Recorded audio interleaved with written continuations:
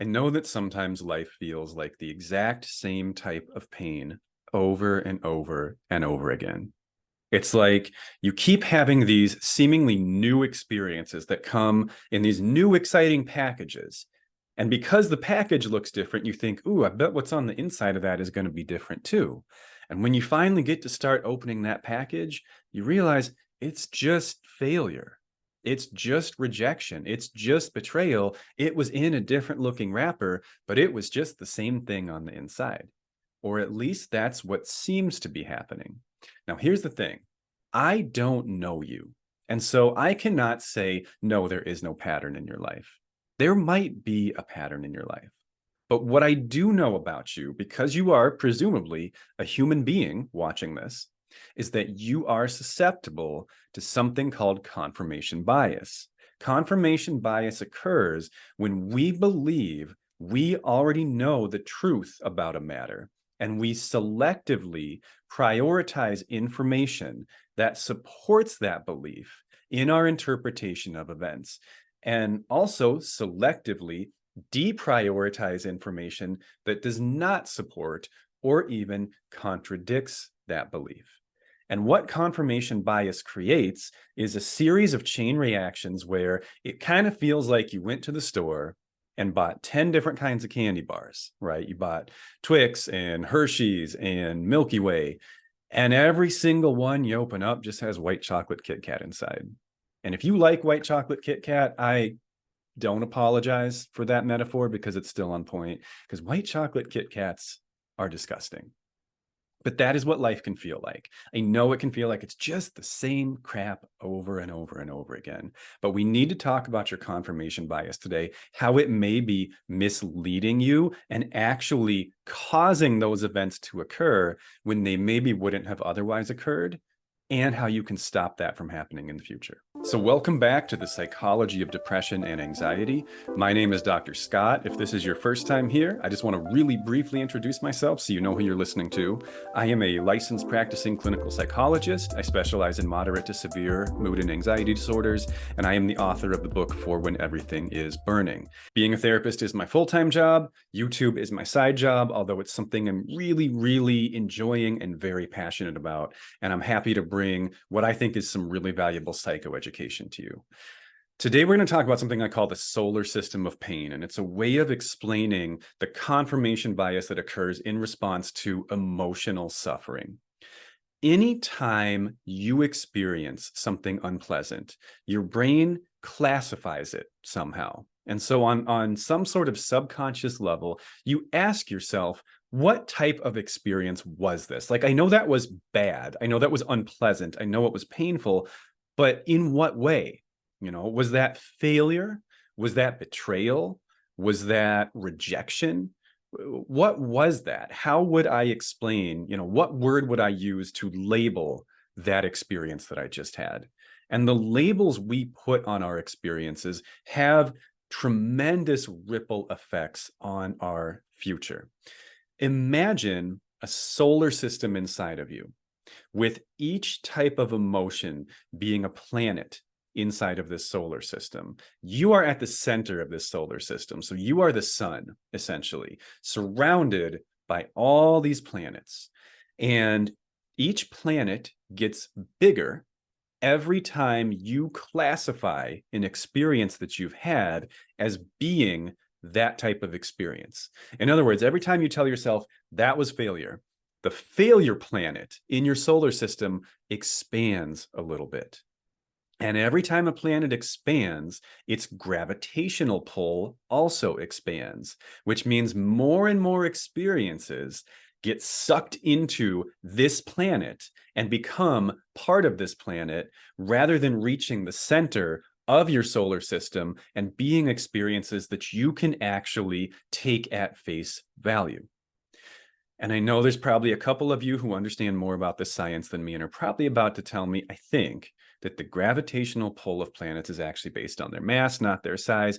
It's a metaphor. Get over yourselves. I'm just kidding. I love you. But still, it is just a metaphor. The thing about the gravitational pull of each of these types of emotions is that they can eventually become what we call self-fulfilling prophecies.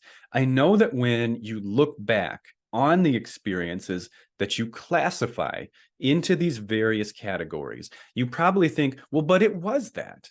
I got fired, so it was failure. I got dumped. It was rejection. That person abandoned me. That was they left. That was abandonment. That was betrayal. And what I'm about to say is not always true. Okay. I know it's not always true. I know that sometimes horrible things just happen and there's no twist. There's not always a plot twist. There's not always a distortion. Sometimes life just sucks. I know. Okay. Don't get mad at me for this. But sometimes we accidentally twist things to make them become the things we were afraid of them becoming. In other words, let me give you an example. Let's say that you're in a romantic relationship and it's fairly new and it's exciting and it seems like things are going good, but you have a history of being lied to, cheated on, and just otherwise, for lack of a better term, screwed over by people. I'm betting a lot of you do have a history like that. I know that until I met my wife, I would have said that was true for me as well.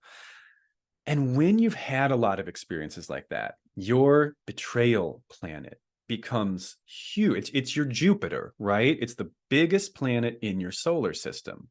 And so many experiences that you have that don't necessarily actually represent rejection or actually represent abandonment, because it's just this huge presence in your system, so many experiences get pulled into it, meaning you start to perceive them as being that thing, even if they didn't start that way.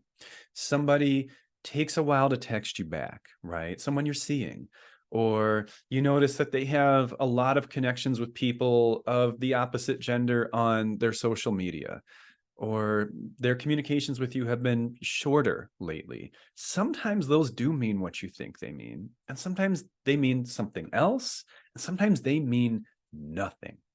But here's what happens. Here's where this confirmation bias and this self-fulfilling prophecy can become so dysfunctional to our lives. Because that's such a strong pattern for you, because every single time you've been betrayed, every single time you've been abandoned, it strengthens that pathway in your brain. It grows the size of that planet, and it makes you more and more open to the possibility that's going to happen again. It seems more plausible that this is just everything. This is just everybody. This is just what happens in life. And as soon as you see even a little hint of it, you start to experience all of the feelings that go along with every related experience that you've had with that type of emotion.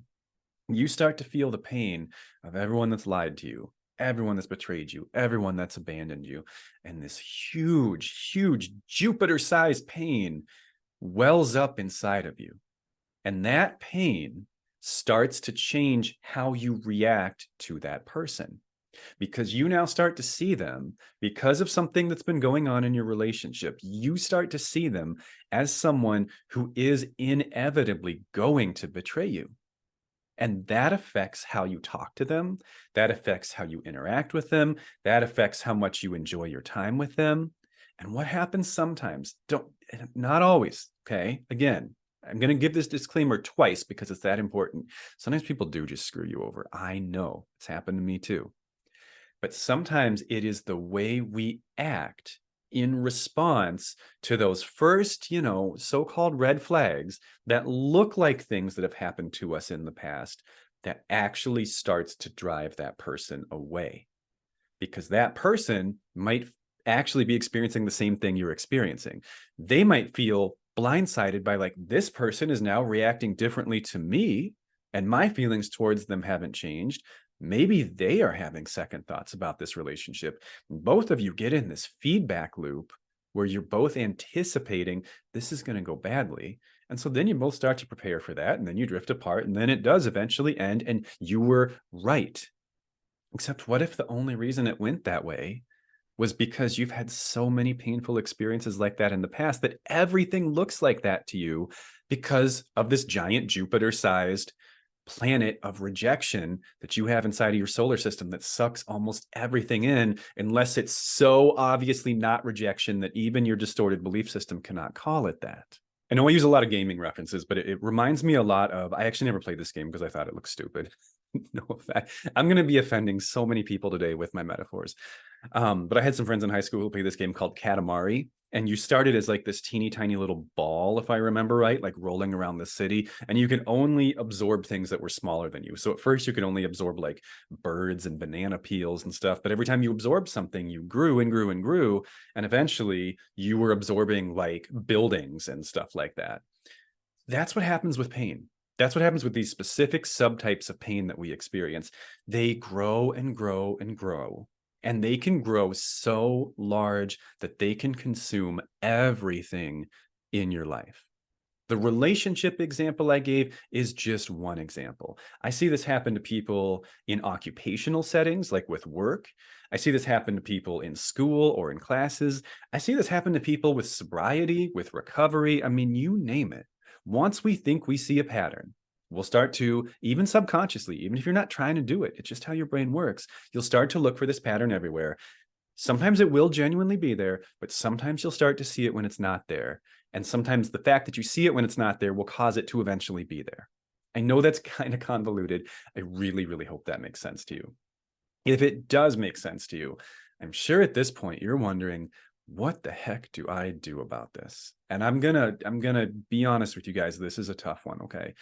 This is part of how our brains work. And I don't know your age, viewer, I don't know how many years worth of experience of growing this planet that we're talking about here. It may be many, right? And so I recognize that this is not an easy thing to change. I still have a strategy I'm going to teach you, but I want you to know this isn't a quick fix. I don't know that there is one. In fact, I'm pretty sure that there's not. Because the only thing that's really going to change this is if you start to accumulate other experiences that you can absolutely definitively say contradict your belief system, right? So if your belief system, if your Jupiter is failure, then only experiences which cannot be twisted to become failure, like experiences that are so obviously success, even the darkest part of your mind is like, no, yeah, I did a good job at that. That was very Midwestern of me, the way I said that just now. No, yeah. The only way that train of thought did not recover, so I'm just restarting. The only way that you can start to get out of this pattern of thinking is by collecting data from a fresh perspective, which is so much easier said than done, you guys. I know it is. But the way that I do it, because this is something I've had to practice a lot in my own life, because I'm someone who has had like failure has been a big one for me. For a long time, I thought, everything I touch just falls apart. Why should I even bother trying to do anything? Why should I have relationships? Why should I try to take care of myself? Why should I try to go to school? Why should I try to get a job? I thought I knew where it was all going to end, right? I thought it was all going to fall apart no matter what I did. But I remember at some point, and I remember reading this in a book, and it was just like a fiction book. It wasn't a self-help book. But I remember reading this phrase, look at something with alien eyes. In other words, if you woke up tomorrow with complete total amnesia, you remembered nothing of who you think you are and what your life has looked like up until that day, how would you perceive the things that happened to you in that day? In other words, we got a fresh start. We're collecting data. Who am I? What am I? What do people think of me? What am I good at? We are just starting over and collecting fresh data on all these topics. We're going to pretend we don't think we already know the answer, and we're just going to go out and live our lives, and we're going to see what happens. And whatever seems to be happening on that particular day, we're going to say, maybe that's who I am. So I don't care if you're 60 years old. I don't care if you feel like everything you tried up until now has failed. I mean, I do care. That sounds really bad the way I said that. I don't mean it like that. What I mean is, if you're 60 years old and you feel like nothing you've done up until now has meant anything, and you go out tomorrow and you succeed at something, that day you were a success. Whatever you thought about yourself before, maybe things are finally starting to change for you. Or maybe your perception that you are a failure is part of what has pulled you, just like gravity, down this path in life time and time again. And maybe if you were willing to look at yourself with a fresh set of eyes you might start to see something different. You might start to see a lot of what's happening to me in my life does not actually fit with this person I perceive myself to be. Maybe I've been wrong this whole time about the type of person that I am. Maybe I had a few really pivotal early life experiences that grew this planet for me. And then just everything from that point just got sucked in. And I saw it everywhere. And everything that happened to me seemed like it was this thing, but maybe it wasn't. Or maybe it wasn't going to be until it got pulled into that planet's gravitational field. So if this seems like a valuable exercise for you today, try it out. Try to counter your solar system of pain by looking at yourself with alien eyes. We don't know what this thing is. We're just going to study it with no data, and we're going to see from this day forward, what does our data tell us? Everything up until now, thrown out. Easier said than done, I know, but it has really helped me. I do believe this is a powerful tool. And if you find value in this presentation today, I hope that you consider trying it. I'll see you next time. Take care.